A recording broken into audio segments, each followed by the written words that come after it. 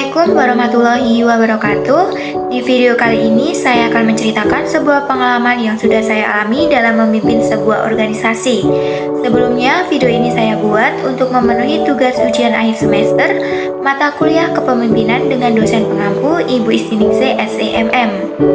Alangkah baiknya sebelum saya mulai untuk membahas hal ini lebih lanjut, perkenankan saya untuk memperkenalkan diri terlebih dahulu.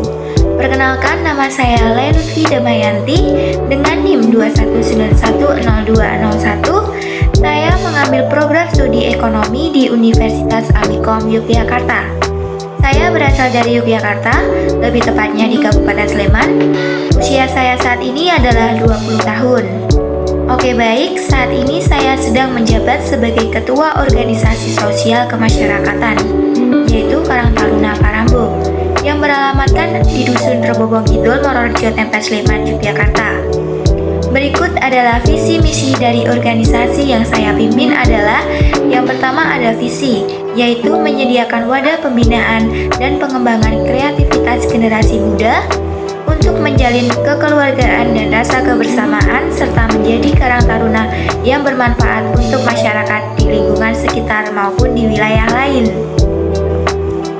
Kemudian untuk misi dari organisasi yang saya pimpin, yang pertama, meningkatkan sumber daya manusia demi masa depan yang lebih baik melalui bidang kemasyarakatan dan menjalin kerjasama dengan instansi pemerintah ataupun pihak lain. Kemudian yang kedua, yaitu mewujudkan kesejahteraan sosial yang tinggi bagi warga desa dan generasi muda yang memungkinkan pelaksanaan fungsi sosialnya sebagai manusia pembangunan yang mampu mengatasi masalah sosial di lingkungannya. Kemudian misi yang nomor 3, ada meningkatkan peran pemuda-pemudi serta memberikan kesadaran pentingnya berorganisasi. Misi yang keempat, yaitu mewujudkan pemuda-pemudi yang bertakwa kepada Tuhan Yang Maha Esa, penuh perhatian dan peka terhadap masalah dengan daya tahan fisik dan mental yang kuat, tegas dan teguh pendirian serta mampu berkreasi dan berkarya jujur dan sederhana. Kemudian misi yang terakhir yaitu turut berpartisipasi dalam upaya meningkatkan derajat kesehatan melalui perilaku hidup sehat dan sehat serta melakukan upaya antisipatif dalam rangka menjaga dan melestarikan lingkungan hidup. Kemudian untuk strategi saya dalam memimpin organisasi ini, yang pertama ada meningkatkan kualitas sosialisasi melalui kegiatan penyuluhan dan bimbingan sosial serta publikasi berbagai kegiatan Karang Taruna, peningkatan pendidikan dan pelatihan bagi pengurus maupun aktivis Karang Taruna dalam bidang manajemen organisasi, kepemimpinan dan kaderisasi. Kemudian strategi selanjutnya yaitu meningkatkan kegiatan bersama antar Karang Taruna dan pengembangan fasilitas dan bantuan stimulan untuk mendorong dan mengembangkan kegiatan yang dilaksanakan Karang Taruna dari berbagai pihak, serta pembuatan program kerja yang mendidik dan berkualitas untuk masyarakat khususnya generasi muda. Dan yang terakhir, strategi yang saya terapkan yaitu meningkatkan jalinan kemitraan dalam pemberdayaan Karang Taruna, baik antara instansi pembina, antara Karang Taruna dengan dunia usaha, maupun antar Karang Taruna dengan lembaga-lembaga masyarakat lainnya. Kemudian untuk struktur organisasi yang saya pimpin, yaitu terdapat ketua, yaitu saya sendiri, Lutfi Damayanti. Kemudian di bawahnya ada wakil ketua, yaitu Dimas Afik Rustam Afandi. Kemudian di bawahnya juga ada sekretaris 1 Mutiara Fatmawati dan sekretaris 2 ada Adinda Dewi Sekar. Kemudian ada bendahara 1 Ririn dan bendahara 2 ada Novia Selvi. Dilanjut ada beberapa koor yaitu humas, perlengkapan dan kebutuhan, konsumsi, publikasi dan dokumentasi, dan yang terakhir ada hubungan internasional. Kemudian ada budaya organisasi yang dianut oleh Karang Taruna yang saya pimpin adalah budaya kinerja yang terbuka dan partisipatif, di mana semua anggota Karang Taruna harus mampu saling berkomunikasi dan bekerja sama, tolong-menolong antar sesama dan memberikan ruang kesempatan yang besar untuk anggota agar bisa memberikan pendapat dan masukan atau idenya.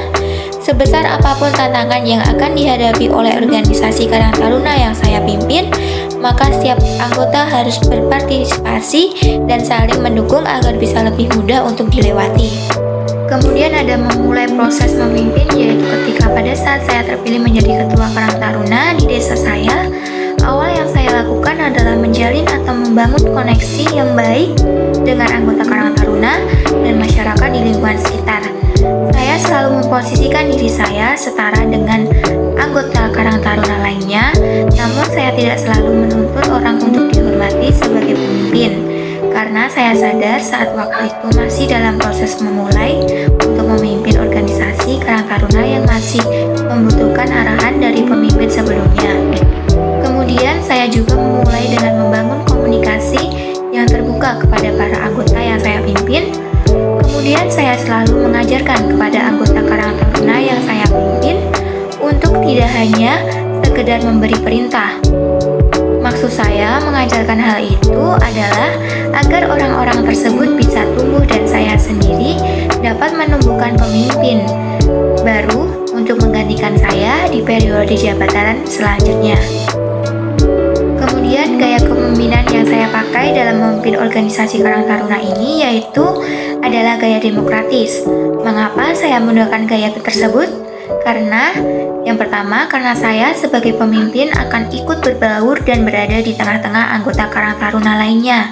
Contohnya, seperti ketika ada rapat Karang Taruna, saya akan bertindak secara adil dan benar saat mengambil keputusan bersama, dan selalu memberikan kesempatan untuk berpendapat dan menerima apapun pendapat dari anggota Karang Taruna lainnya. Kemudian saya akan menjelaskan kepada anggota saya bahwa kita harus selalu kerjasama agar visi misi bisa tercapai dengan baik. Tidak hanya menjelaskan, namun saya akan memberikan contoh agar anggota saya menjadi pengikut yang baik juga.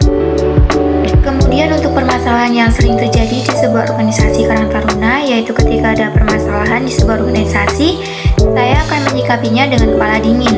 Contoh yang sering terjadi di organisasi Karang Taruna saya adalah konflik yang bersifat internal atau konflik batin.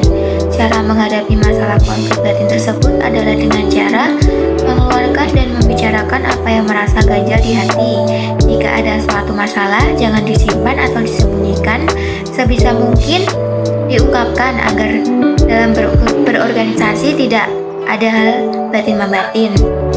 Kemudian yang terakhir adalah langkah-langkah konkret yang saya lakukan agar organisasi Karang Taruna yang saya pimpin tetap eksis di era milenial dan era digitalisasi adalah saya sebagai pemimpin Karang Taruna di desa saya akan menciptakan program kerja yang eksis dan mengikuti perkembangan zaman.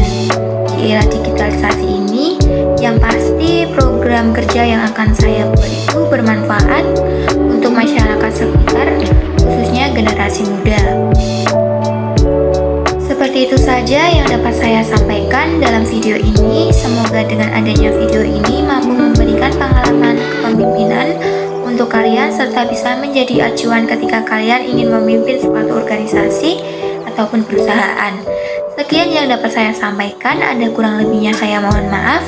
Akhir kata, wassalamualaikum warahmatullahi wabarakatuh.